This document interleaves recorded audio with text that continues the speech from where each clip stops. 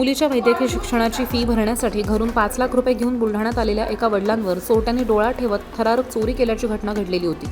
मेहकरमधनं 2 चोरट्यांनी संबंधित वडिलांचा पाठलाग करत बुलढाणा गाठलं आणि राजर्षी शाहू विद्यालयासमोर उभ्या असलेल्या कारची काच फोडून कारमधील 5 लाख रुपये चोरून नेले होते।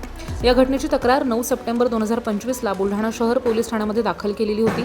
या प्रकरणाचं गांभीर्य लक्षात घेऊन जिल्हा पोलीस अधीक्षक निळेध तांबे यांनी तात्काळ स्थानिक गुन्हे शाखेचे विशेष पथक नेमलं आणि चोरट्यांचा शोध घेण्याचे आदेश दिले। स्थानिक गुन्हे शाखेच्या पथकानं तांत्रिक विश्लेषण, सीसीटीव्ही फुटेज आणि गोपनीय माहितीच्या आधारे तपास करत चोरट्यांचा माग काढलाय आणि अखेर हे 2 चोरटे कर्नाटक राज्यात असल्याची खात्रीशीर माहिती मिळाल्यानंतर पोलीस पथकानं तिथे धाड टाकत दोघांना अटक केली आहे। पोलिसांनी त्यांच्या ताब्यातनं चोरीला गेलेले संपूर्ण 5 लाख रुपये जप्त केलेत आणि ह्या यशस्वी कारवाईमुळे संबंधित कुटुंबाला मोठा दिलासा मिळालाय आणि पोलिसांच्या तत्परतेचं सुद्धा कौतुक केलं जातंय। या प्रकरणाचा पुढील तपास सुरू आहे आणि आरोपींवरती कायदेशीर कारवाई सुद्धा करण्यात येते अशी माहिती बुलढाणा पोलिसांनी दिली आहे।